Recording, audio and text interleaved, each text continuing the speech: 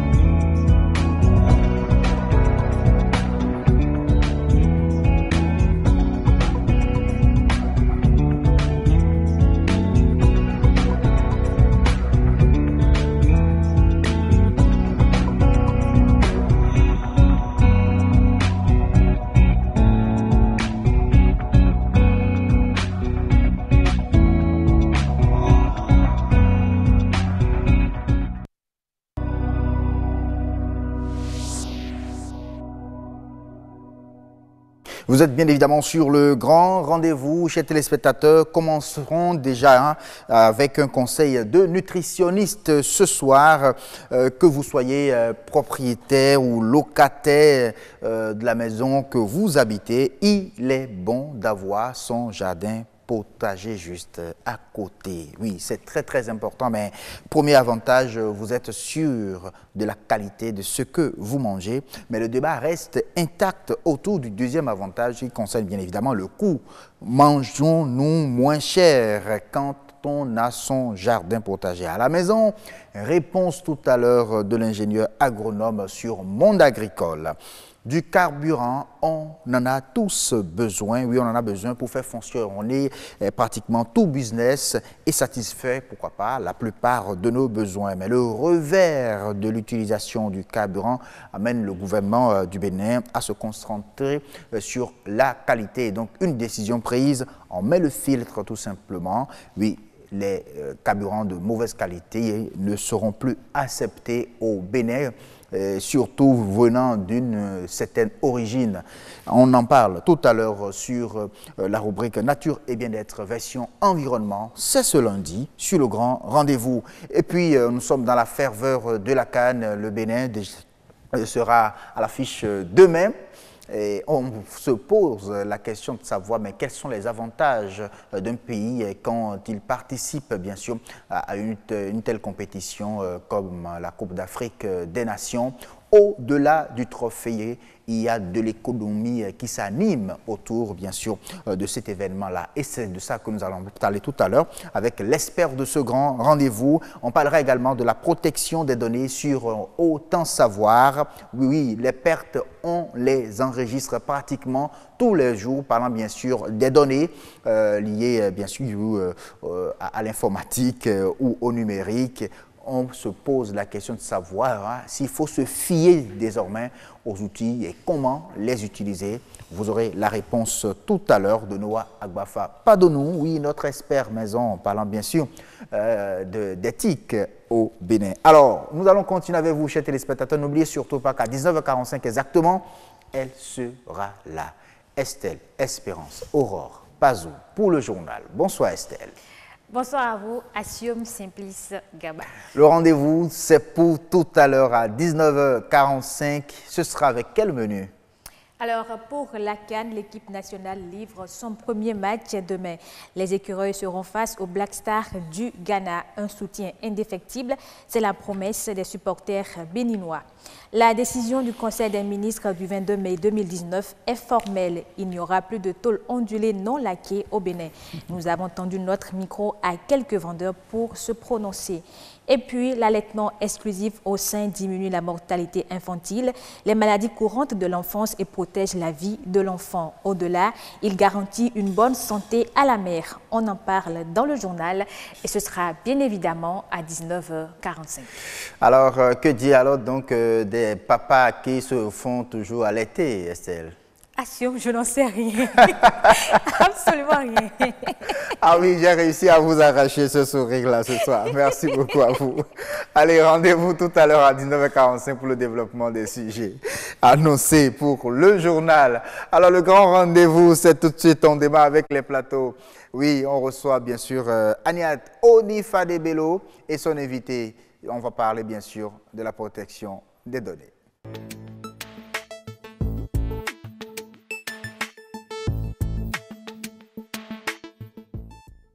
Bienvenue sur Autant Savoir. Faut-il donc se fier aux outils qui nous aident bien sûr à protéger nos données informatiques? Réponse tout à l'heure de Noah Agbafa Padonou, qui est l'invité bien sûr de Autant Savoir ce soir, juste derrière cet élément. Oui, j'en ai entendu parler. En fait, c'est une journée qui est très bonne parce que ils ont constaté que la sauvegarde des données informatiques aujourd'hui est très importante. Non, je ne sais pas. Non, je ne sais pas. En réalité, je n'ai aucune idée de cette journée qui est la journée des sauvegardes des journées et des données informatiques. Et pourtant, il existe bel et bien une journée mondiale de la sauvegarde des données informatiques célébrée tous les 31 mars. Pour cette année, les réflexions portent sur le thème « Bien sauvegarder vos données ». Dans notre téléphone, nous avons énormément de contacts que nous ne sauvegardons souvent pas. Et c'est le jour où nous perdons le téléphone qu'on se dit « Ah, je n'ai pas retrouvé ces numéros » et c'est en ce moment qu'on commence par courir. Donc aujourd'hui, cette journée, c'est pour nous éveiller. C'est pour faire de l'information, de l'éducation, de la communication dans le sens de la sauvegarde des données. Parce que les données constituent aujourd'hui, les données numériques constituent aujourd'hui véritablement la vie de l'homme. En 2017, 29% des pertes de données sont d'origine accidentelle et 30% des internautes n'ont jamais réalisé une sauvegarde de leurs données. En cas d'incendie, de défaillance matérielle, de vol ou de piratage, sauvegarder ces données informatiques permet de les réactualiser. Donc ce que nous faisons périodiquement, c'est d'extraire ces données, les compresser et les stocker quelque part sur un ordinateur, sur un disque dur. Parce que l'important des sauvegardes, ce n'est pas simplement d'avoir ces données quelque part à un endroit, mais il faut les multiplier à plusieurs endroits de sorte que si vous perdez une sauvegarde à un endroit, que vous rattrapez ces données aussi. La sauvegarde en ligne reste l'un des meilleurs moyens pour stocker et sécuriser ces données informatiques. Pensez-y donc.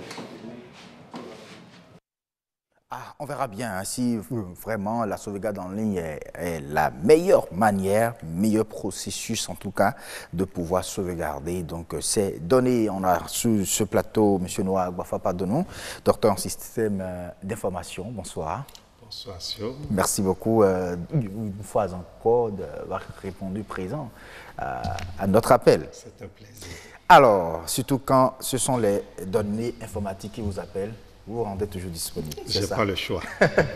Bonsoir, Agnat Bello Onifade. Comment allez-vous? Bonsoir, Assur Ngaba, mesdames et messieurs. Bonsoir chez vous. Merci d'être avec nous. On protège les données, on utilise les outils. On se pose la question de savoir est-ce qu'il faut toujours se fier à ces outils-là, puisqu'en les utilisant, on finit toujours par perdre quand même nos données. Oui, Hachem Gaba, vous le savez, nous allons de plus en plus vers un monde numérisé, digitalisé. On parle d'une digitalisation de tous les secteurs. Donc, c'est très important pour tout le monde de savoir comment protéger ces données. Et justement, en parlant de cette importance, ma première question pour nous, Agbafa, c'est de savoir en quoi la protection de données est une question d'enjeu autant pour soi que pour l'entreprise. Comme l'a rappelé le reportage, l'élément témoin, les données constituent aujourd'hui la vie de l'homme.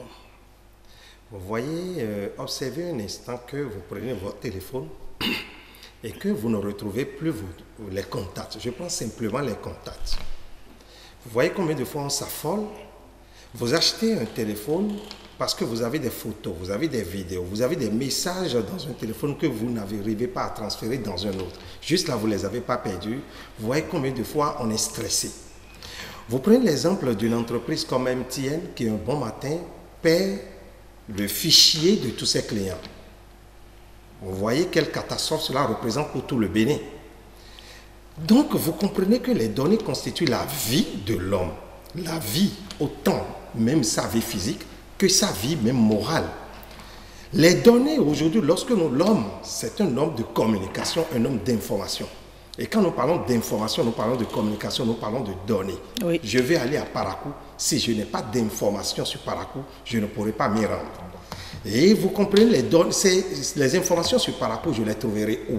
Je les trouverai certainement auprès de quelqu'un, je les trouverai écrits quelque part, je les trouverai peut-être sur en Internet ou en ligne. Donc ce sont des données, ce sont des informations que nous concevons, des informations et que nous consultons souvent. Exactement, qui peuvent être des textes, qui peuvent être des images, qui peuvent être des vidéos que nous conservons quelque part et que nous consultons régulièrement chaque fois qu'on en aura besoin. Donc, c'est notre vie. Notre vie, et quand on les perd, bonjour les dégâts. Et pour ne pas les perdre, il y a des outils qui existent aujourd'hui. Ces outils-là sont d'ailleurs légion. Comment faire la part des choses? Quels sont les outils qui peuvent être utilisés pour une meilleure protection des données? Lorsque nous parlons de perte de données, nous parlons d'un certain nombre d'aléas. Si on comprend les aléas, on peut facilement choisir nos outils. Oui. Parlant d'aléas, un bon matin, mon téléphone peut tomber dans l'eau. Je peux être sujet à une inondation, à un incendie. Je peux peut-être être... Mon système peut être corrompu.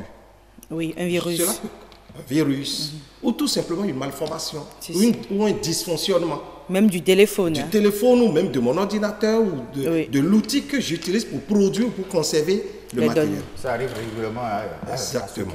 Je peux peut-être... Les zones lacustres, là. C'est rapidement, ça tombe dans l'eau. À côté de nous, surtout à Gla, quand il pleut. Évitez de stigmatiser les quartiers. Même à la maison, ça peut tomber parce que vous savez, on a plus d'aisance aujourd'hui, plus d'aise, je dirais, à amener notre téléphone sous la douche. Et ça peut facilement tomber. On n'arrive pas à se séparer. Vous voyez, on n'arrive pas à se départir. Oui, mais bon, aujourd'hui encore, il y a les waterproof, donc on est rassuré. Combien? Le waterproof. Vous voyez, c'est ça. Donc, vous comprenez que le téléphone, pas seulement le téléphone, le matériel qu'on utilise pour produire peut tomber dans l'eau, peut subir un incendie. Ça mais le matériel, l'écraser, ou même on peut connaître un vol. Oui. Vous voyez, et on perd totalement les données. Comme le matériel même peut connaître une défaillance, autant physique que peut-être logicielle.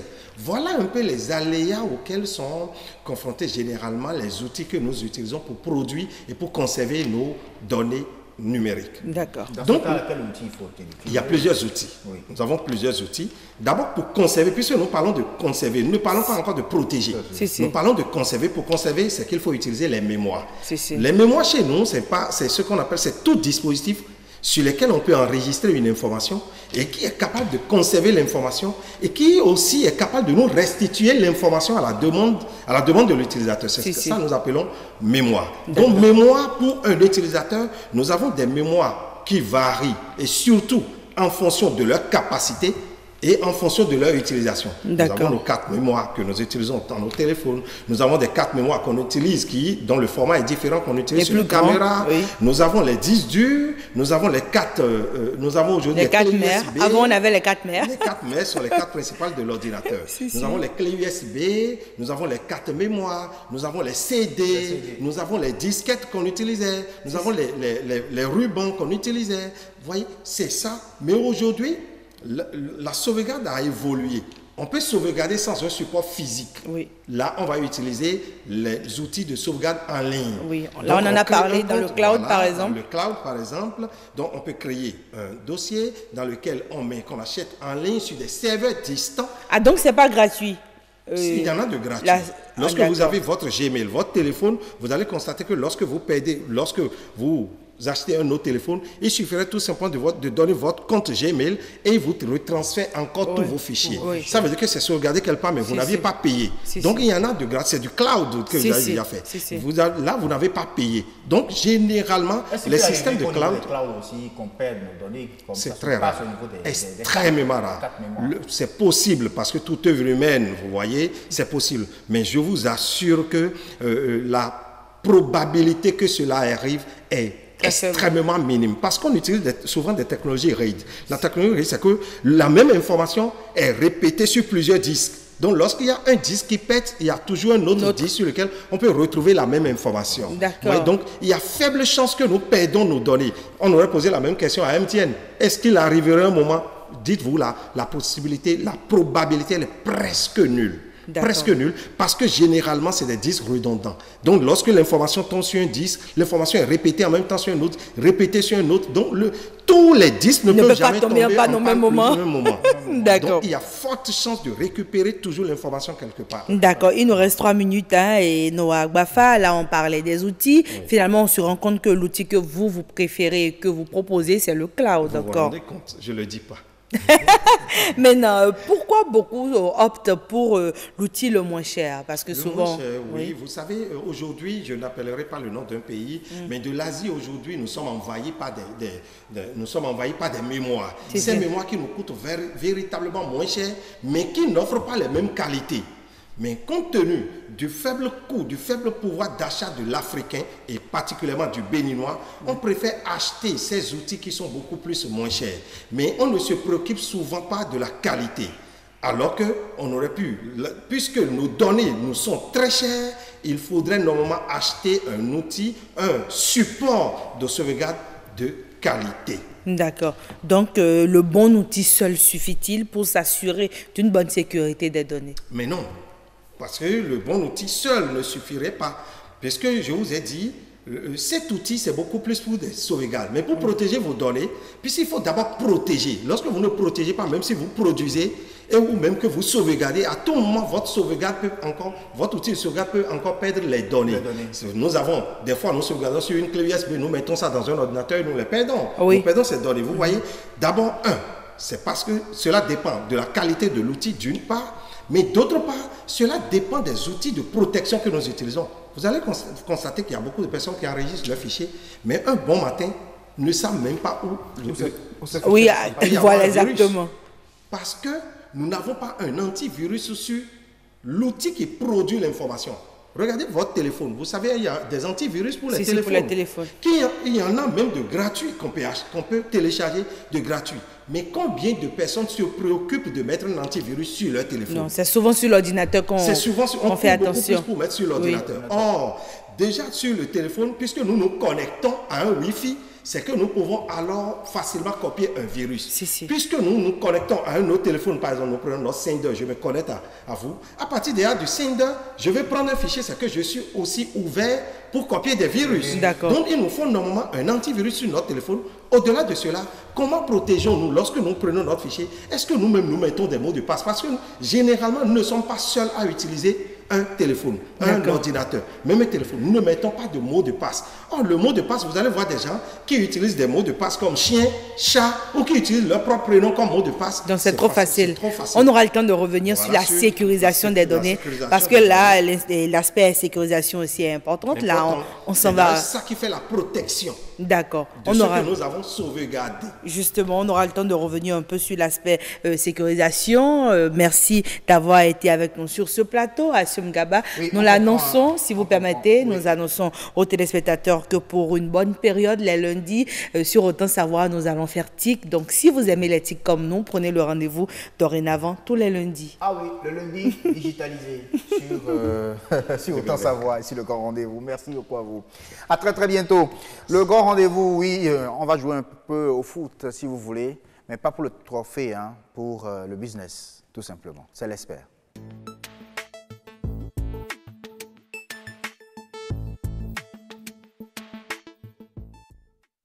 Oui, ce soir, sur le grand rendez-vous, nous allons jouer au foot avec un consultant football, c'est bien sûr Victor Ekwa BB3. Bonsoir. Bonsoir Assum et bonsoir aux téléspectateurs. Ah oui, on est dans la fièvre de la CAN carrément, et je sais que ça joue, ça pronostique. Tous les regards sont portés désormais sur le Bénin, surtout le regard des Béninois. On se demande est-ce que bon, on va faire aussi bonne prestation comme les autres pays sur lesquels les gens ne comptaient vraiment pas, mais qui ont quand même donné de très très bonnes prestations. C'est ça? Oui, je crois que les cérémonies officielles de passation de télécommande ont déjà eu lieu dans les domiciles. Et voilà. Puis, voilà. Il y a un véritable engouement autour de la sélection béninoise, notamment depuis le match avec le Togo, même si il y en a qui étaient dans la logique il y a quelques semaines encore. L'essentiel, c'est de participer. Au moins, on a été qualifié. Mais non, je pense qu'ils deviennent de plus en plus optimistes, notamment après les 2 victoires pendant les matchs de préparation. Et puis, ouais, cette phrase de Pierre de Coubertin, je pense qu'elle est désuète. Elle est désuète, ouais, vraiment. Tout le monde veut gagner. Tout le monde veut gagner. Voilà, le trophée, surtout la coupe, j'allais dire. Mais au-delà de la coupe, il y a du business autour de la CAN. Et alors, si vous devez nous en parler, après le trophée, sinon au-delà du trophée, qu'est-ce qu'un pays peut gagner en participant à la CAN? Ce qu'un pays peut gagner, notamment à la CAN 2019, parce que les chiffres ne sont pas les mêmes qu'à la CAN 2017. Très bien. Le président de la CAF, Ahmad Ahmad, a tenu à augmenter un peu la cagnotte à l'attention des différentes sélections. Tous les participants d'entrée de jeu ont $600 000. 600 000 $. 600 000 $. Si vous êtes qualifié pour la phase finale. Pour la phase finale de la Coupe d'Afrique des Nations, donc parmi les 24, vous avez 600 000 $. Faites le calcul. Ça fait, dans les 350 millions de francs CFA. 350 millions à peu près. De francs CFA. Et puis ça augmente au fur et à mesure que vous avancez dans la compétition. 8e, quart, demi, etc. Mais ils n'ont pas encore voulu, la CAF n'a pas voulu donner les détails de ces phases intermédiaires, mais ce que l'on sait, c'est que le vainqueur est dans 4,5 millions. Alors qu'il y a 2 ans de cela, c'était 4,5 millions de dollars. Wow. Donc plus de 2 milliards 600 millions à peu près de CFA. Alors que lors de la CAN précédente, c'était 4 millions tout rond. Là, c'est passé à 4 millions et demi. Les finalistes vont tourner autour de... Les demi-finalistes, pardon. C'est-à-dire les 2 perdants des 2 demi-finales auront au moins 1,5 million de dollars. Voilà. Et puis, donc, le vainqueur 4,5 millions et le perdant de la finale, je crois que ça tourne autour de 3 millions. Alors, ces gains-là, c'est pour faire quoi? Ça revient, ça revient à la trésorerie du pays ou bien c'est la fédération qui Ça revient à la fédération et c'est à la fédération, en accord avec les autorités. Vous savez, les lois ne sont pas les mêmes dans tous les pays. Voilà, c'est à elle de voir comment répartir ça. Est-ce que ça va être réinvesti dans les infrastructures sportives? Est-ce que ça va, bien entendu, les joueurs ont leurs primes, mais les primes généralement des joueurs sont déterminées avant même qu'ils ne décollent, avant qu'ils ne quittent leur pays. Donc ils savent déjà ce qu'ils vont gagner à chaque étape, s'ils vont jusque-là et jusque-là. On a vu la petite rixe verbale entre la sélection camerounaise et les autorités du ministère des Sports et puis la fédération avant qu'ils ne puissent quitter Yaoundé.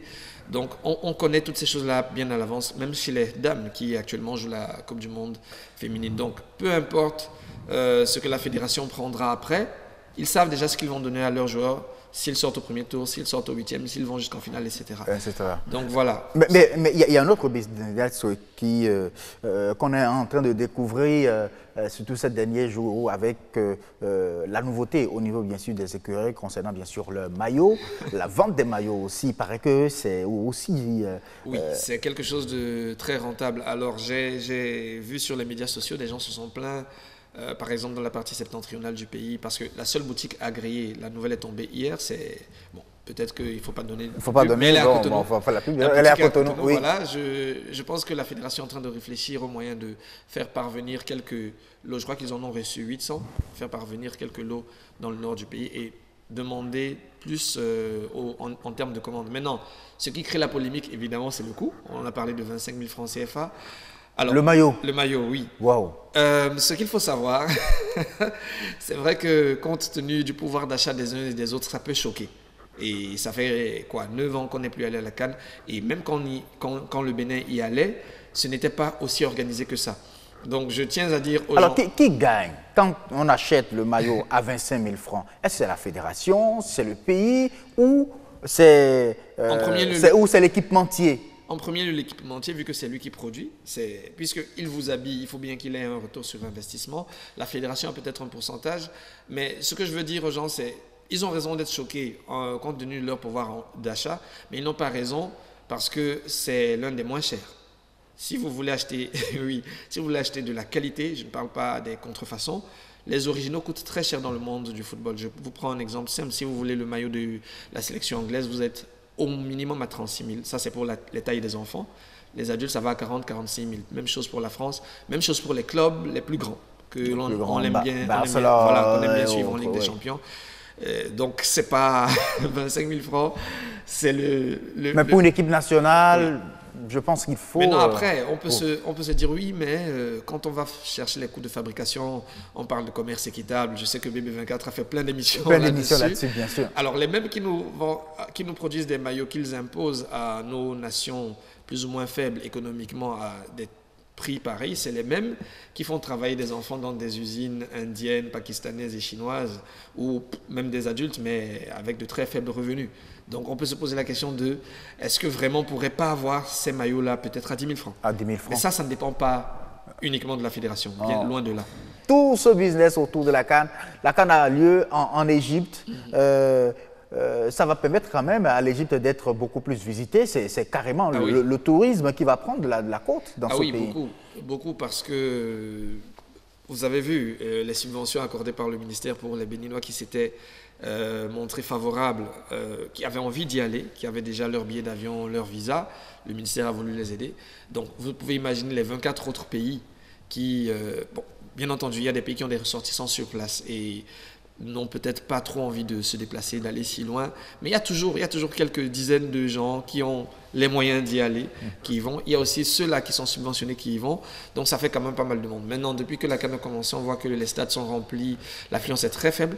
Elle est très faible. C'est en moyenne moins de 40% de remplissage des pelouses.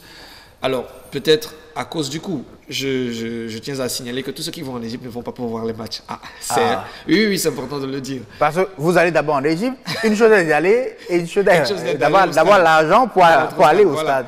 Les prix des places sont vendus pour la plupart des matchs entre 5, 10 et puis 26 euros. Donc, ça varie à peu près de 3 000 à 16 000 francs CFA. Mais pour les matchs du pays hôte de l'Égypte, c'est plus cher. Ça va jusqu'à 31 euros, donc on tourne autour de 20 000 francs CFA. Et pourtant, c'est plein à craquer. Non, justement, c'est ce que je dénonçais. C'est pas plein, c'est moins de... Non, je parle des matchs de l'Égypte. Ah oui, ça c'est sûr. C'est sûr. Ils sont chez eux, ils doivent soutenir leur équipe qui a un record avec 7 titres. Ils aimeraient bien en avoir un 8e. Donc, il y en a qui vont pour le tourisme, vous l'avez souligné, c'est voir à quoi ressemble l'Égypte, se balader, être entre amis et tout. Il y en a qui vont pour le business, qui vont faire des affaires. Ils vont revenir de là avec des produits dérivés, avec des produits locaux égyptiens. Ça peut être du vestimentaire, ça peut être autre chose. Est-ce que ce sont les frais d'entrée, les tickets d'entrée au stade qui permettent vraiment à la CAF d'avoir les moyens pour payer, je dirais, au bas mot, 350 millions de francs CFA. Non, pas du tout. La CAF, à chaque fédération, à chaque équipe. Non, la CAF comme la FIFA bénéficie d'abord des cotisations des associations membres, donc des pays. Même si après on dit toujours non, on ne veut pas l'implication du politique dans le sportif, mais c'est quand même le politique qui paye. Ok. Voilà, donc il y a des cotisations que reçoit la FIFA, que reçoivent à travers la FIFA les autres confédérations, la CAF, la CONCACAF, la CONMEBOL, l'UEFA, etc. Donc ça permet de faire ça. Vous voyez peut-être, il y a une disparité entre le football masculin et le football féminin. Les femmes ne sont pas aussi payées que les hommes. Pourquoi? Parce qu'il n'y a pas, c'est pas encore aussi intéressant pour les sponsors de mettre leur sous dedans. Donc, en dehors des cotisations des pays membres, il y a les cotisations des sponsors, des mécènes, les équipementiers, les affréteurs d'avions, enfin, tous les secteurs sont concernés. Tous les secteurs sont concernés. Imaginez-vous, les ambassades égyptiennes dans chaque pays, le nombre de visas qui ont été vendus. N'oublions pas de parler surtout des médias. Voilà, la communication. Parce que la diffusion des matchs et tout, les pays payent beaucoup. Donc, la CAF vend tout ça. Bien sûr. Il y a d'abord le mécène principal de la Coupe d'Afrique des Nations, le pétrolier, que je ne vais pas citer. Oui. Après, vous avez le partenaire français qui a racheté tous les matchs et qui nous les revend, à nous tous. Donc, il y a des revenus là-dessus. Et vous avez vu que les décodeurs ou alors les fournisseurs d'accès illégaux sont tout le temps traqués. On essaye de pirater les images, de bloquer les images. Et après ça, vous avez aussi même les médias sociaux. Ça va très très loin cette économie-là, de façon très indirecte.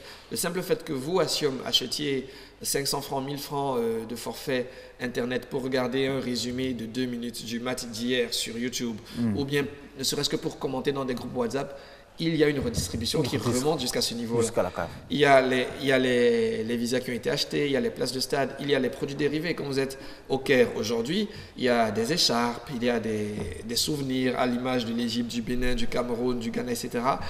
Il y a les billets d'avion, la compagnie Egypt Air, qui est évidemment l'une de celles qui dessert le plus l'Égypte, aura plus de revenus dans cette période, sans oublier les autres compagnies partenaires. Donc, c'est tout un business qui se développe autour. Maintenant, de ce que j'ai appris, pour des questions sécuritaires, il est conseillé à beaucoup de délégations de ne pas sortir des hôtels, sauf si elles sont accompagnées. Parce qu'on sait ce qui se passe sur le plan politique en Égypte, et on sait qu'à côté, il y a la frontière israélo-palestinienne et tout ce que ça engrange, sans parler de la menace terroriste. Donc, le touriste qui reste à l'hôtel consomme beaucoup plus à l'hôtel que dehors. Et on sait que la nourriture à l'hôtel est plus chère que la nourriture dans la rue. Donc voilà autant de choses qui participent à cette économie. Ah oui. Au-delà du trophée, c'est vraiment une grande concentration de l'économie. C'est tout bénéf pour chaque pays. Bon, il se murmure que le Bénin aussi veut se mettre sur la liste des pays organisateurs de la CAN, je ne sais pas, 2025, 2000 combien, on verra bien, parce que ça rapporte toujours au-delà. Avec la construction des infrastructures, je pense qu'on peut... Oui, on peut y arriver. Certains parlent d'une association avec le Togo, on verra ce que ça va donner. Et puis, au-delà de ces intrants financiers directs, il y a le long terme, parce que la CAN vous donne une exposition internationale à travers les médias. Et donc, même après la CAN, il y aura des gens qui se diront dans 1 an, dans 2 ans, « Ah, j'avais vu, c'était beau, j'ai envie d'y aller ». Donc, il y a toutes ces retombées-là qu'il faut prendre en compte. Vraiment, merci beaucoup à vous, Victor Erikwa Bébé Troa, pour tous ces détails. On comprend donc la CAN, c'est le trophée, c'est la coupe, c'est vrai, mais c'est de l'économie derrière. À très bientôt. Merci, à plus. On continue avec vous, chers téléspectateurs. On va au champ. Oui, c'est de l'économie autour de ça également. On parle de ce qui est une fois on voit son jardin potager chez soi.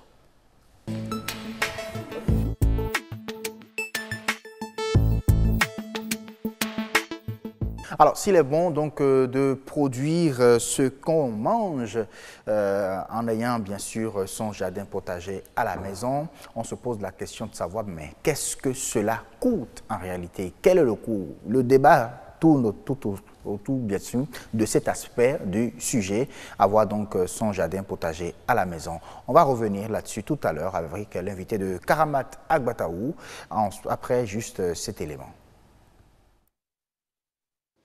Comme les hommes, les cultures maraîchères souffrent des affres de l'inondation.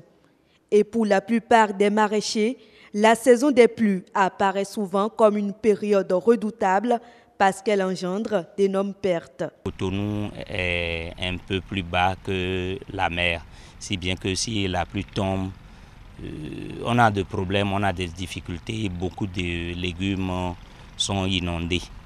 J'ai déjà une perte de près de 15 planches d'oignons et 8 planches de laitue salade qui sont déjà parties.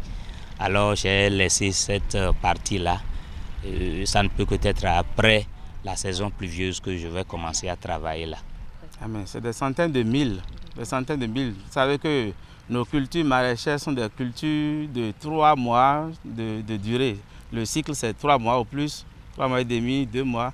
Donc si par malheur tu fais ces cultures, tu fais mal ton calcul et ça tombe dans la saison des pluies, c'est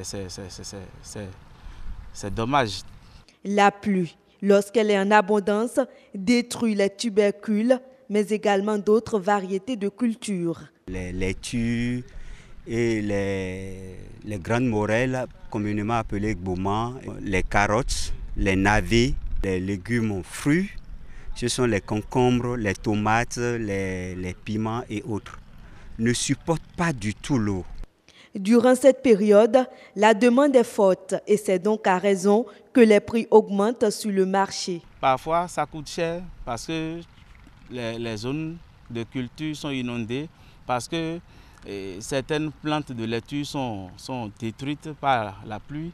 Et parfois, la demande est là et on n'arrive pas à couvrir. En cette période, au moins 95% des maraîchers dans notre centre cessent leur activité. Bon, nous préconisons que l'État central conjugue son effort avec les autorités de la mairie pour que ce problème ait des solutions fondamentales. Face à la furie de l'eau, le maraîcher se résigne malgré sa volonté manifeste de produire. Une maison, un potager, manger sain, oui, mais dépenser moins, point d'interrogation. Réponse tout à l'heure de Eden Dossou. Il est ingénieur agronome. Bonsoir. Bonsoir, monsieur. Merci d'être avec nous ce soir. C'est moi. Bonsoir, Karamata Watao. Bonsoir, Assioma. Alors, on est avec vous aujourd'hui, hein, patronne du monde agricole. Si vous voulez, sur BB24. On parle aujourd'hui du potager dans une maison. Est-ce que ça coûte moins cher ou pas? Est-ce que ça coûte moins cher? Je crois que c'est à Eden Dossou, notre invité, de nous le dire. Pour ce que je sais en tant que citoyenne simple, c'est qu'il est important aujourd'hui que chaque famille, que chaque maison ait son jardin potager. Ça permet quand même d'être sûr de ce que nous consommons et de maîtriser le cadre dans lequel on produit ces fruits et légumes pour la plupart. En tout cas, merci d'avoir accepté notre invitation. Je m'en vais vous demander tout de suite, pourquoi un jardin potager pour chaque famille? D'abord, je voudrais vous remercier pour l'occasion que vous m'offrez. D'abord, vous savez, la consommation des aliments, c'est un truc très ancien, c'est la vie.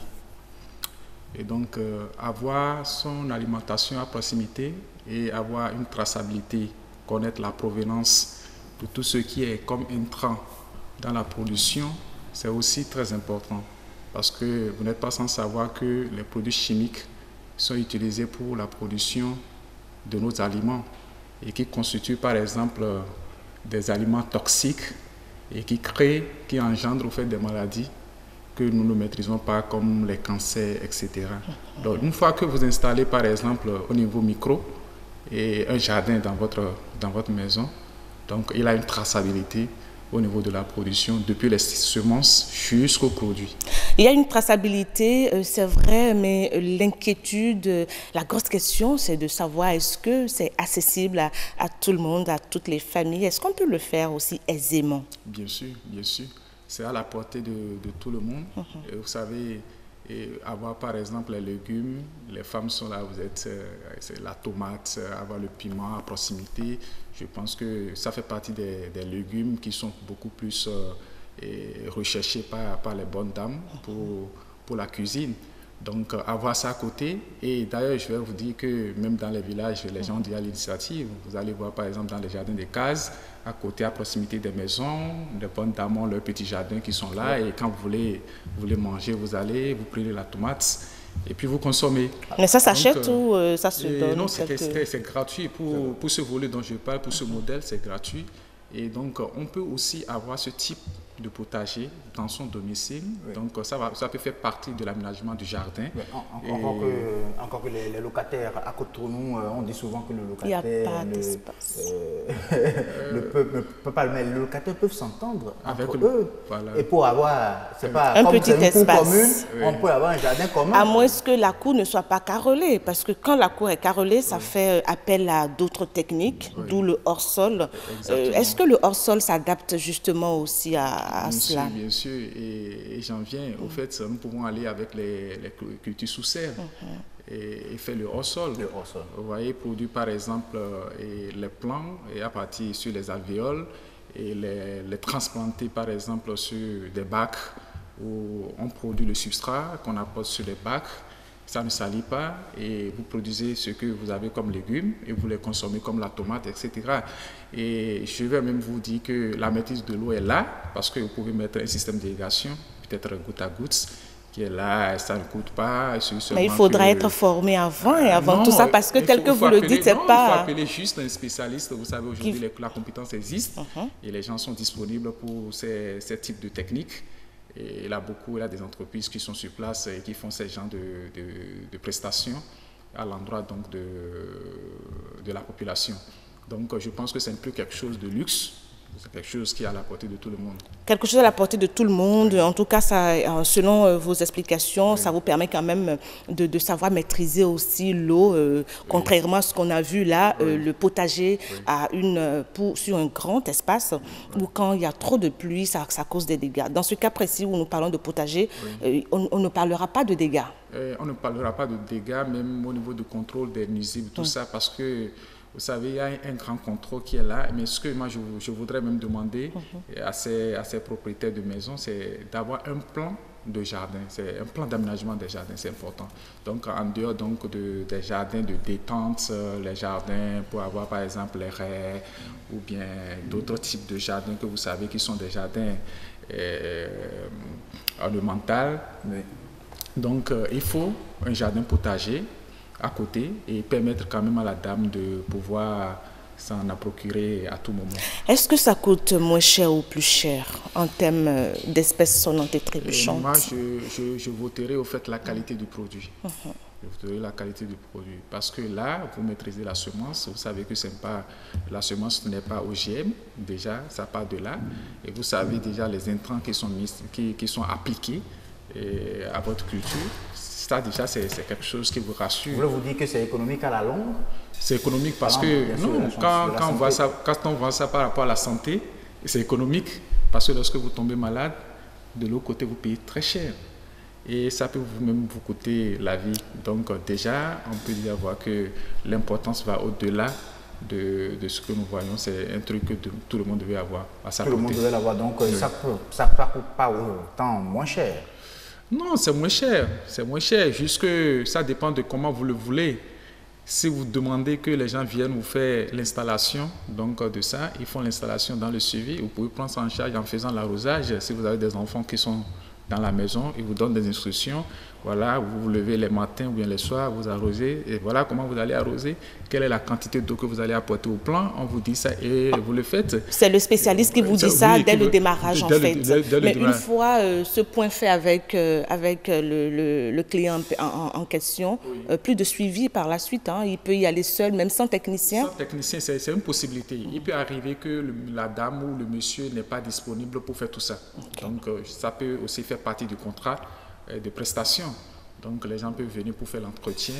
Donc ils viennent et savent à quel moment il faut venir, par exemple, pour désherber ou bien pour arroser, tout ça. Et justement pour désherber, pour apporter ces petits soins-là, c'est selon quelle périodicité? Parce que quand on n'est pas forcément spécialiste de la chose, mais on tient à ce que le produit à la fin soit meilleur. Tout dépend du cycle végétatif. Et vous savez, la durée de floraison de chaque des espèces ne sont pas les mêmes. Vous allez voir d'autres légumes qui donnent déjà dans l'intervalle de 3 mois, vous avez dans l'intervalle de 2 mois, quelques jours, vous avez déjà les fruits qui sortent. Donc, au fait, ça varie. Et déjà, je pense que c'est la spécialité du technicien. C'est le technicien qui doit apporter toutes ces informations aux particuliers. Avant de vous laisser, à part la tomate, quels sont, en tant que spécialiste, ingénieur agronome, quels sont les légumes que vous proposez déjà à ces familles-là qui ont ce rêve d'avoir très prochainement leur jardin? Oui, bon, vous savez, en dehors du piment, la tomate que nous connaissons, et vous avez... oui, on peut aussi faire l'oignon, pourquoi pas? On peut faire l'oignon, on peut faire tout ce qui est quand même indispensable. Vous savez, comme je le dis, en termes de système agraire, c'est-à-dire là, la maîtrise agronomique aujourd'hui, il n'y a rien qui est sorcier et qu'on ne peut pas faire aujourd'hui en Afrique. Et je crois que là, on doit ce travail-là aux chercheurs qui à chaque fois font du mieux qu'ils peuvent pour faciliter la tâche aux acteurs, n'est-ce pas? Merci beaucoup en tout cas, Euden, d'être passé nous voir sur ce plateau pour nous parler donc du jardin potager manger sain et apparemment à moindre coût. Assum Gaba. Oui, ça c'est vrai. C'est confirmé tout simplement, chers téléspectateurs. Vous avez tout simplement compris. Et puis, il est l'heure du journal sur le grand rendez-vous. Estelle Pazou, à vous l'antenne.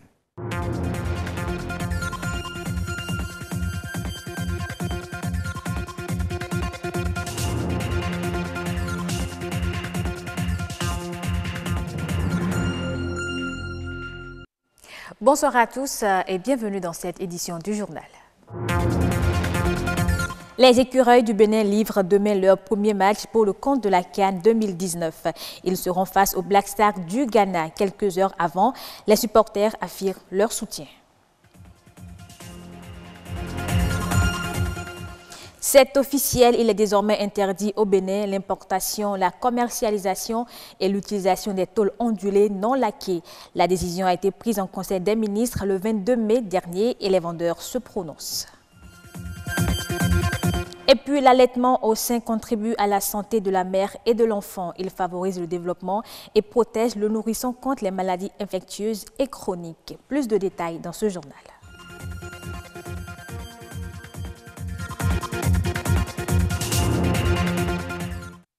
La Coupe d'Afrique des Nations Égypte 2019 a démarré depuis vendredi dernier.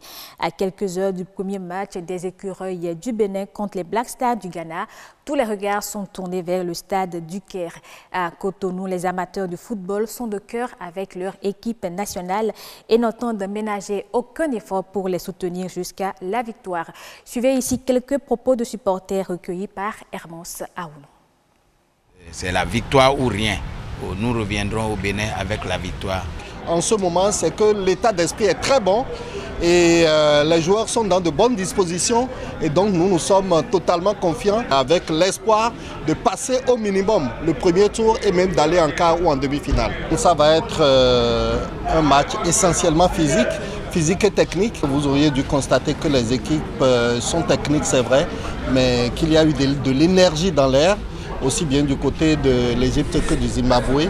On doit espérer et nous prions, nous nous préparons pour que cela soit effectif. Donc moi je compte sur les écureuils, nous comptons sur eux et je pense qu'ils iront loin. Mais nous sommes dans un groupe où il y a la Guinée, le Cameroun et le Ghana. Et donc comme on dit depuis quelques années maintenant, il n'y a plus de petites équipes, il n'y en a pas de grandes. Et donc les écureuils et nous en premier, nous n'avons peur d'aucune équipe.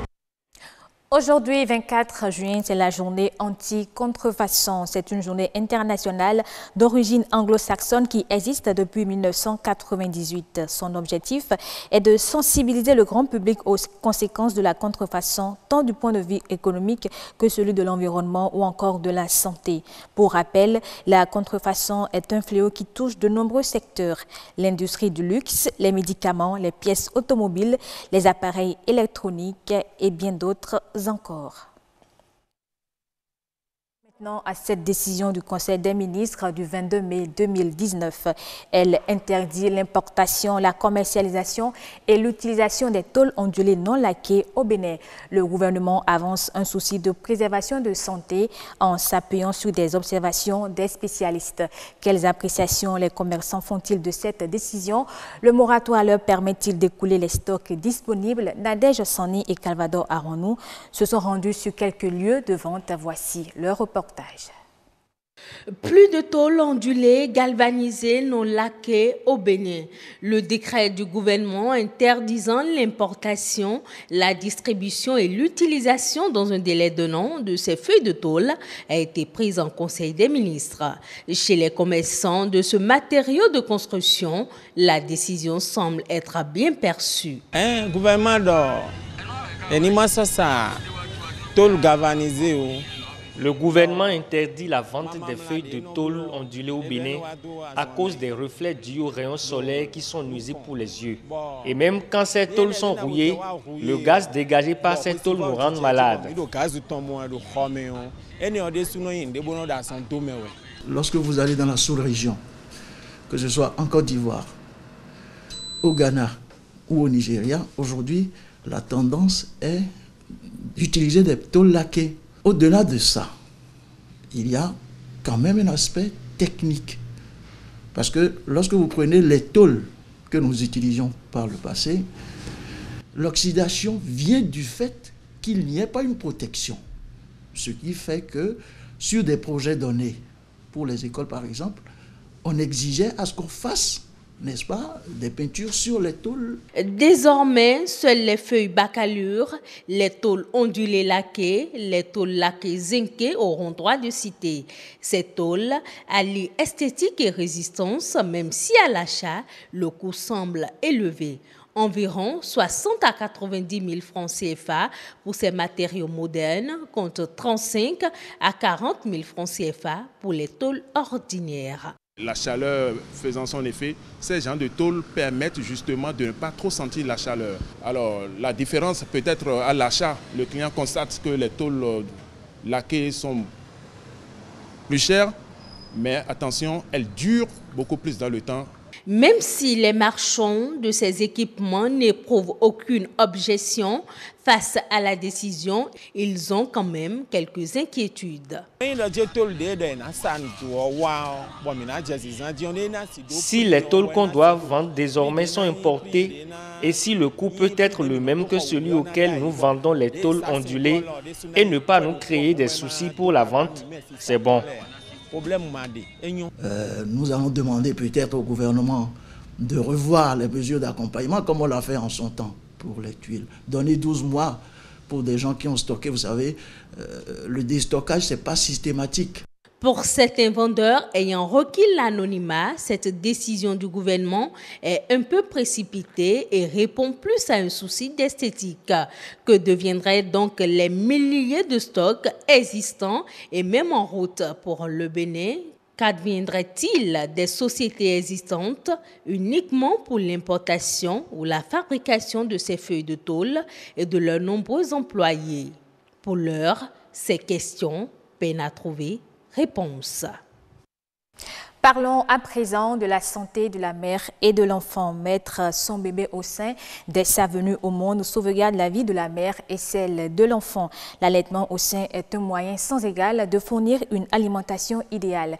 Il fait aussi partie intégrante du processus reproducteur avec des répercussions importantes sur la santé de la mère.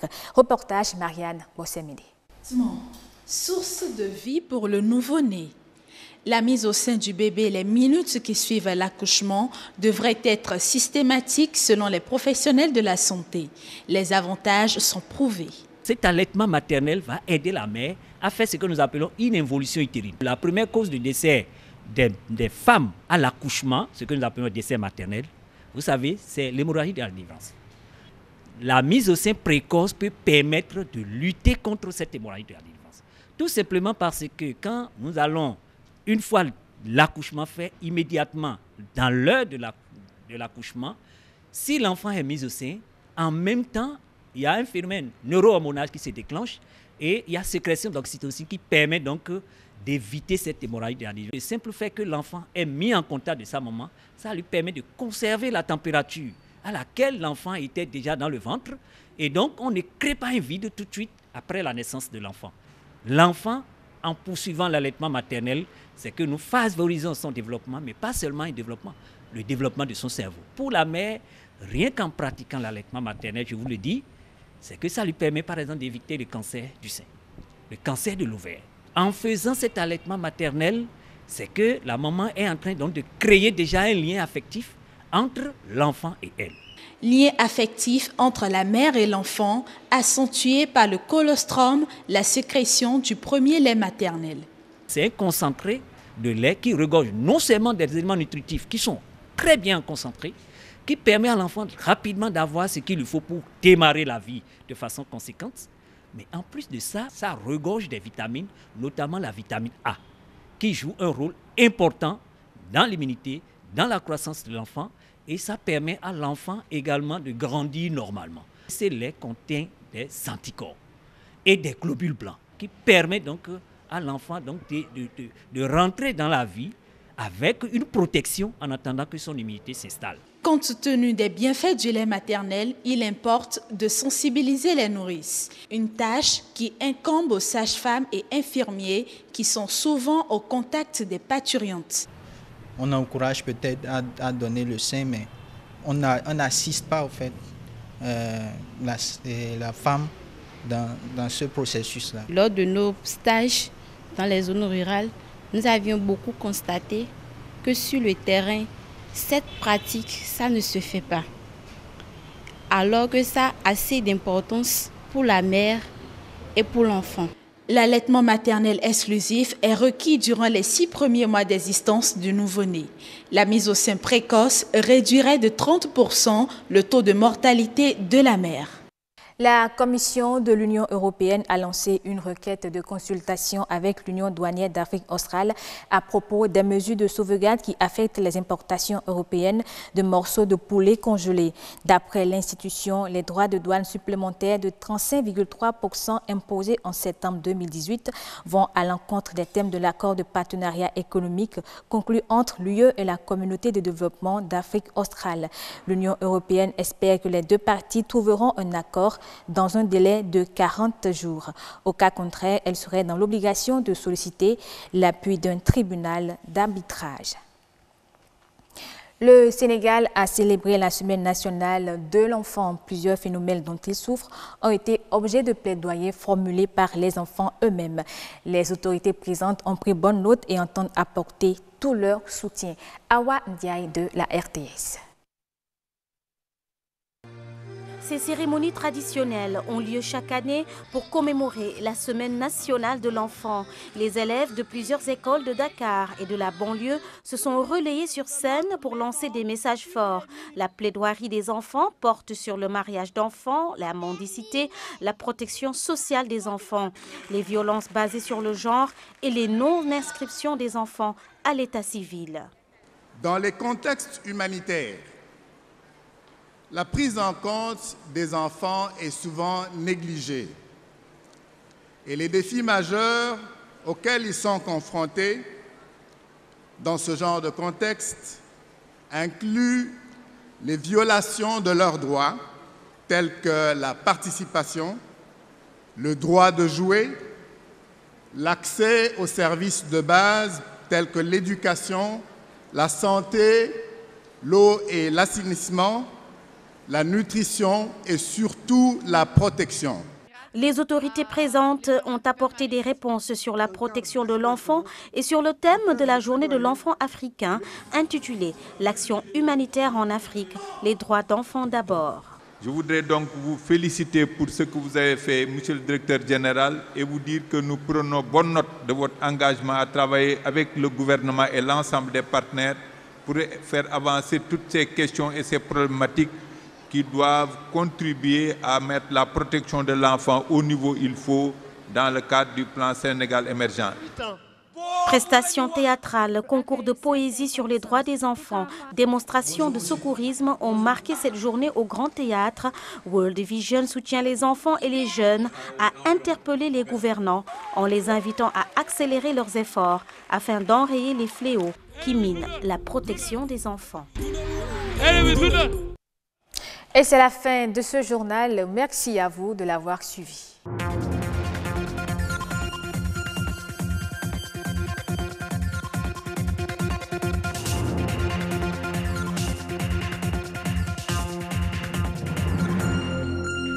Merci également à vous de l'avoir présenté, Estelle Pazou. Rendez-vous quand déjà pour la prochaine édition du journal? Rendez-vous demain à 12h45 à Siumgaba.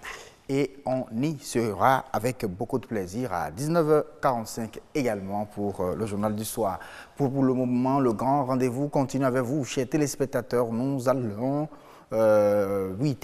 terminer avec le tout dernier plateau de ce grand rendez-vous. Ça concerne bien sûr la rubrique Nature et bien-être, environnement.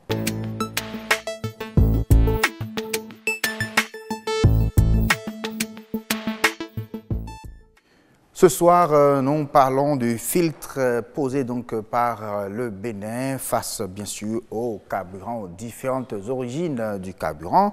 Alors, le Bénin se concentre davantage sur la qualité du carburant consommé donc au Bénin.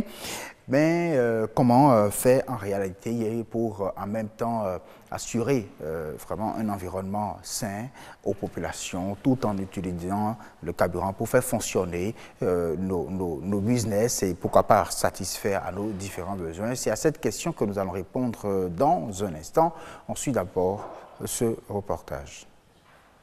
350 francs CFA contre 475 francs CFA. C'est respectivement le prix de l'essence frelatée, dite paillot, aux abords des voies, et le prix à la pompe. Ici, à Maro Militaire, au niveau de cette station-service, le choix serait fonction de la qualité du produit.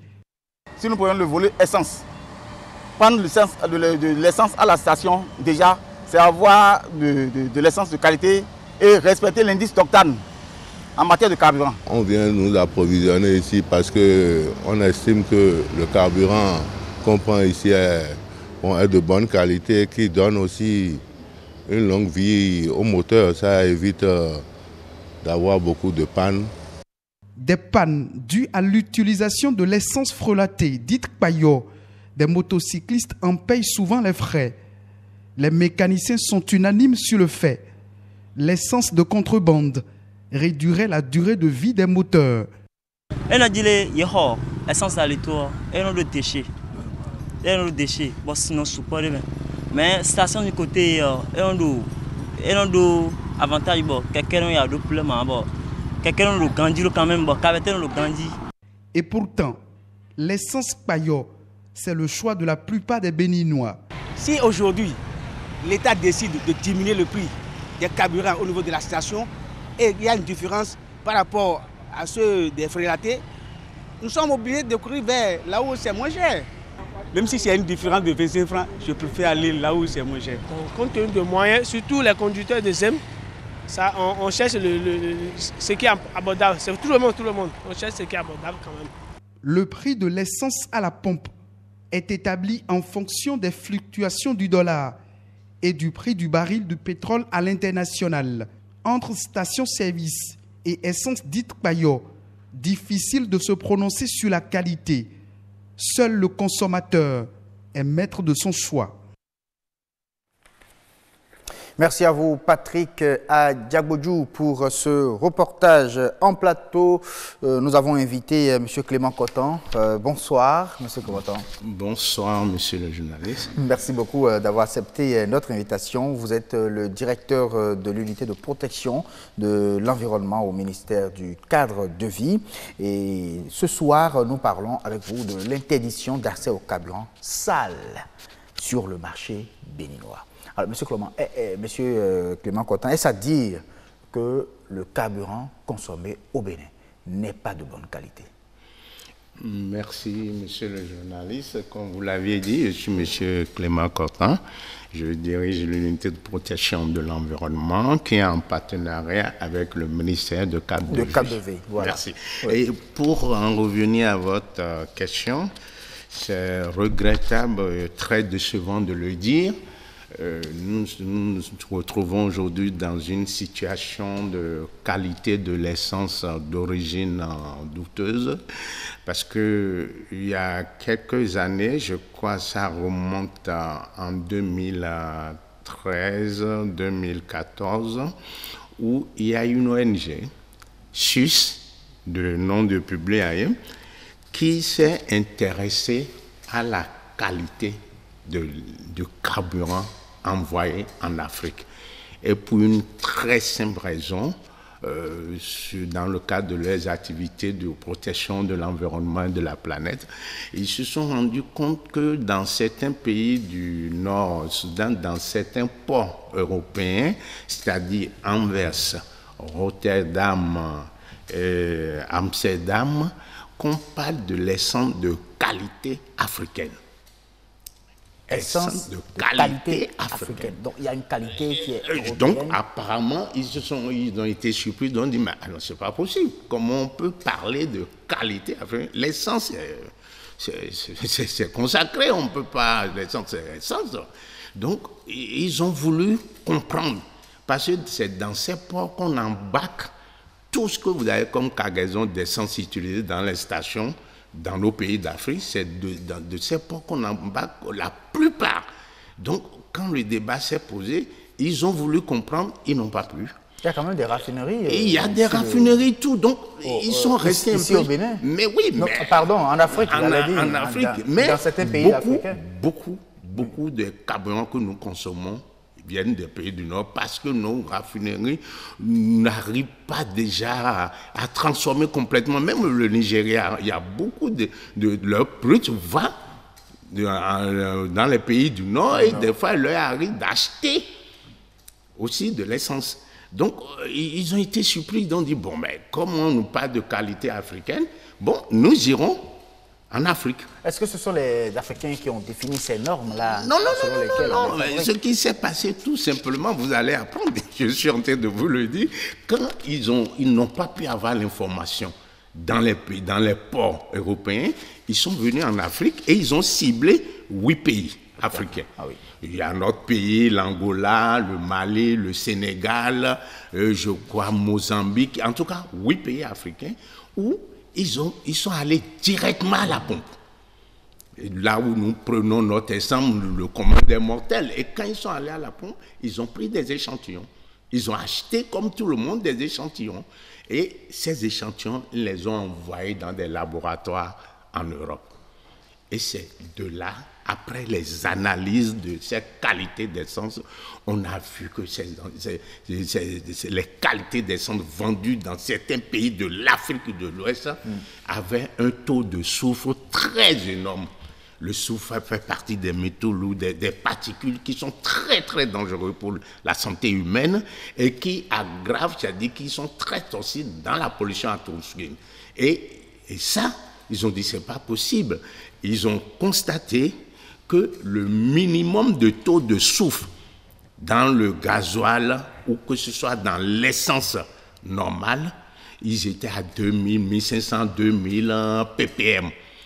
Parti par million. Au lieu de... Et des pays d'où ils embarquent ces carburants sont à 10 ppm. On en a des 1000. Mais nous, on est à des milliers. Il y a certains pays qui sont même à 10 000 ppm. Certains pays africains qui sont à 10 000 ppm. Et c'est là où ils ont dit, mais c'est un scandale. Comment, chez vous, là où on embarque, c'est à 10 ppm et on envoie à 10 000. 10 000 ppm, 3 000 ppm, 2 000 ppm, 4 000 ppm, c'est anormal. Donc, ça veut dire que l'essence là qu'ils appelaient de qualité africaine, c'est une qualité de seconde zone où il y a pas mal de particules qui sont dangereuses. C'est là où ils ont décrié le scandale en disant qu'on empoisonne les pays africains avec cette qualité d'essence. Alors, est-ce que c'est cette étude-là qui a mené, cette enquête-là qui a mené le gouvernement béninois à prendre... Mais oui, quand le gouvernement béninois et certains pays de la CEDEAO, ce n'est pas le gouvernement béninois seul, quand l'enquête a été publiée en fin 2015, début 2016, rapidement, les pays de la CEDEAO, sur la demande de la CEDEAO, du Nigeria et du programme des Nations Unies pour l'environnement, ils ont décidé d'une grande réunion le 1er juin 2016 à Abuja. Et c'est de là qu'ils ont dit, vraiment avec cette publication, le contenu des résultats obtenus sur le taux de soufre sur les carburants qu'on utilise, c'est extrêmement dangereux, tout en sachant que la pollution atmosphérique, c'est-à-dire l'utilisation de ces enceintes par nos véhicules, crée d'énormes problèmes pour nos véhicules déjà et pour la pollution atmosphérique. Ça génère des maladies cardiovasculaires, des cancers de poumons, des bronchites aiguës. Donc, face à ça, les pays africains ont dit, bon, alors, ceux qui se sont retrouvés à Abuja, il y avait le Sénégal, non, le Bénin, le Ghana, la Côte d'Ivoire, le Togo et le Nigeria même, ils se sont dit, bon, face à cette étude-là, publiée par cette ONG suisse, il est question de faire quelque chose. Et qu'est-ce qu'il faut faire? Ils ont dit, bon, il faut réduire, il faut prendre des tests pour réduire considérablement le taux de soufre dans l'essence et dans le gasoil. Et c'est là où ils ont arrêté de prendre 150 ppm pour l'essence et 50 ppm pour le gasoil.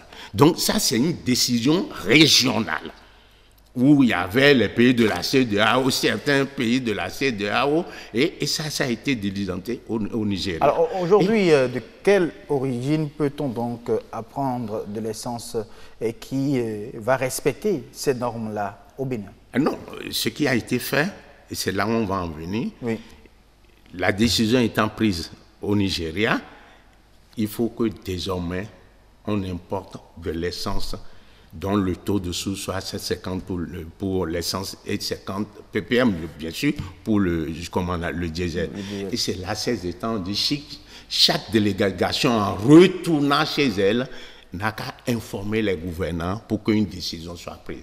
Et quand la délégation béninoise est rentrée au Bénin, ils ont introduit une communication en Conseil des ministres où il a été décidé le 30 août pour que désormais l'essence qui rentre au Bénin doit être à 150 ppm de soufre pour l'essence et 50 ppm pour le gasoil. Et il a été, au cours du même Conseil des ministres, il a été aussi demandé que, 1, il faut informer les importateurs pétroliers, 2, il faut sensibiliser la population, 3, il faut prendre ce nouveau arrêté interministériel et trouver un mécanisme de suivi désormais de l'essence que nous aurons dans nos stations avec les teneurs de soufre de 150 pour l'essence et de 50 pour le... Comment va-t-on contrôler alors l'essence au bord de la voie, les paillots et autres? Allons pas à pas. Pour l'essence, on a dit, d'abord il y a la direction de l'énergie qui faisait déjà un travail considérable dans ce sens. Oui. Maintenant, on a dit de trouver un mécanisme pour contrôler désormais l'essence qui est aux stations. Donc, les ministères en charge de l'eau et des mines et le ministère en charge du cadre de vie et du développement durable sont à pied d'œuvre. Les deux ministres sont décidés à l'application rigoureuse de ce nouveau arrêté interministériel. Ça veut dire qu'il y aura donc une commission qui va passer... maintenant, ils vont créer, on ne sait pas encore comment on va dénommer ça, mais qui va débarquer dans les stations, plutôt des prélèvements. Il y aura peut-être cette commission, quand la cargaison arrive au port, ils vont prélever. Donc, des trucs comme ça, c'est clair. Mais l'arrêté interministériel sur les nouveaux normes étant pris le 15 janvier 2019, il a été donné un moratoire de 6 mois pour la mise en application de cet arrêté. Donc c'est la mise en application maintenant. Mais ça commence le 15 juillet. Le 15 juillet. Donc, moi je pense, tout ça s'est passé parce que la fragilité de nos tests en Afrique fait partie du laisser-aller de tout ça. Parce que vous savez, l'ancien arrêté interministériel que le Bénin avait sur ces taux de soufre, le soufre était à 3000 ppm dans notre pays. Donc, ça veut dire que quelque part, ces importateurs, ces négociants pétroliers ont profité du vide juridique ou bien de la faiblesse de nos tests pour pouvoir poser l'acte. Mais malheureusement, il y a un mais. La Déclaration universelle des droits de l'homme ne permet pas, même si ces pays africains ont une fragilité de tests, ça ne leur permet pas d'envoyer du poison ou d'envoyer des produits toxiques sur ce continent. Voilà. Merci beaucoup à vous, M. Kliba Nkotan, pour toutes ces explications. On comprend désormais que la décision ne vient pas du Bénin. Le Bénin ne fait que se mettre sur les pas, bien sûr, d'une décision régionale. Et que bon, les autres pays aussi se battent. Mais nous, on en parle maintenant parce que le 15 juillet, ça va commencer. Ça va commencer, donc il y a une sensibilisation. On imagine déjà des effets sur le Kwayo aussi. Je crois que le Kwayo finira par aller au laboratoire aussi, on verra le taux de soufre qu'il y a aussi. Merci beaucoup à vous, M. Kliba Nkotan. À très très bientôt. Merci pour ces explications. On comprend tout simplement. En tout cas, l'échéance, c'est le 15 juillet prochain. On sera sûr davantage sur de la qualité de l'essence que nous allons donc consommer au Bénin. Et ça participe, bien sûr, à l'assainissement, à pouvoir garantir, j'allais dire, même un environnement sain aux uns et aux autres. Merci à vous. À très bientôt, chers téléspectateurs. Fini donc pour Natru et bien-être ce soir, la météo, avant de partir.